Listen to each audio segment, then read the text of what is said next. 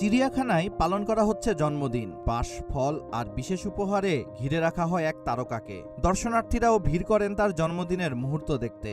সবকিছু মিলিয়ে ছিল অন্যরকম ব্যস্ততা। মস্কো চিড়িয়াখানার জায়ান্ট পান্ডা ডিং ডিং তার নবম জন্মদিন উদযাপন করেছে। ভিডিওতে দেখা যায় ফল দিয়ে তৈরি বিশেষ কেক খাচ্ছে সে এবং বাঁশের তৈরি উপহার উপভোগ করছে। চিড়িয়াখানা কর্তৃপক্ষ তার জন্য ছাতাসহ একটি বাঁশের বেডিংও প্রস্তুত করেছে। চিড়িয়াখানার প্রধান আকুলোভা বলেছেন, ডিং ডিং দেখতে খুব শান্ত হলেও তার স্বভাব কিছুটা খুঁতখুঁতে। তবে এই স্বভাবই তাকে আরো স্বাভাবিকভাবে বাঁচতে সাহায্য করেছে বলে আরো জানিয়েছেন তিনি। মানুষের কোনো সাহায্য ছাড়াই বনে পান্ডারা যেমনভাবে সন্তান লালন করে, ঠিক সেভাবেই ডিং ডিং তার মেয়ে কাত্তুষাকে লালন পালন করেছে।